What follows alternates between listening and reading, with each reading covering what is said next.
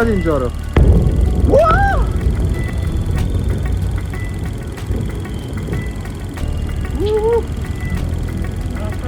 মধ্যপ্রাচ্য আবারও অগ্নিগর্ভ পরিস্থিতি। টানা দ্বিতীয় দিনে ইরানে বড় আকারে হামলা চালানোর কথা জানিয়েছে মার্কিন সামরিক বাহিনী। মার্কিন কেন্দ্রীয় সামরিক কমান্ডের দাবি, এই অভিযানে ইরানের বিপ্লবী গার্ড বাহিনীর সদর দপ্তর ধ্বংস করা হয়েছে। তাদের বক্তব্য, গত কয়েক দশকে 1000-এরও বেশি আমেরিকানের মৃত্যুর জন্য এই বাহিনী দায়ী। আর সাম্প্রতিক আঘাতে তারা ওই কাঠামোর কেন্দ্রে বড় ধাক্কা দিয়েছে।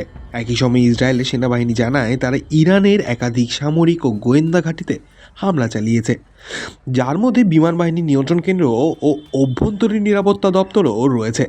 ইসরায়েলের দাবি, এতে ইরানের নেতৃত্ব ও নিয়ন্ত্রণ ব্যবস্থায় গুরুতর প্রভাব পড়েছে। এই উত্তেজনার পটভূমিতে রয়েছে ইরানের সর্বোচ্চ নেতা আয়াতুল্লাহ আল খামেনির হত্যাকাণ্ড।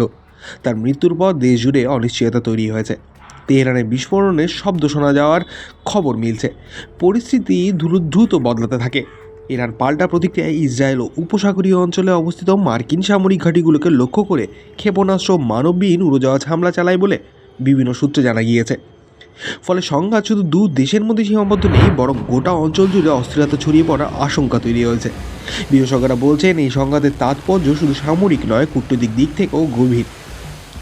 ইরানের বিপ্লবী গার্ড বাহিনী দেশের নিরাপত্তা ও কৌশলগত সিদ্ধান্তে গুরুত্বপূর্ণ ভূমিকা পালন করে। তাদের সদর দপ্তরে আঘাত মানে সরাসরি শক্তির কেন্দ্রে আঘাত। অন্যদিকে ইসরায়েল দীর্ঘদিন ধরেই ইরানের সামরিক প্রভাব এবং আঞ্চলিক বিস্তার নিয়ে উদ্বেগ প্রকাশ করে আসছে। এই প্রেক্ষাপটে সাম্প্রতিক হামলা দুপক্ষের পুরনো দ্বন্দ্বকে আরও তীব্র করে তুলছে। খামেনির মৃত্যুর পর ইরানের অন্তর্বর্তী ব্যবস্থা হিসেবে ৬৬ বছর বয়সী ধর্মীয় নেতা আলী রেজা আরিফকে ৩ সদস্যের নেতৃত্বে পরিষদের প্রধান করা হয়েছে। নতুন সর্বোচ্চ নেতা নির্বাচিত না হওয়া পর্যন্ত এই পরিষদই দেশ পরিচালনা করবে। তবে নেতৃত্বে এই পরিবর্তন কত দ্রুত স্থিতিশীলতা আনতে পারবে তা এখন স্পষ্ট নয়।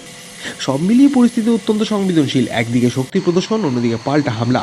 এই সংঘাত যদি আরও বিস্তৃত হয় তাহলে তার প্রভাব পড়তে পারে তেলের বাজার, আন্তর্জাতিক রাজনীতি এবং আঞ্চলিক নিরাপত্তার ওপর।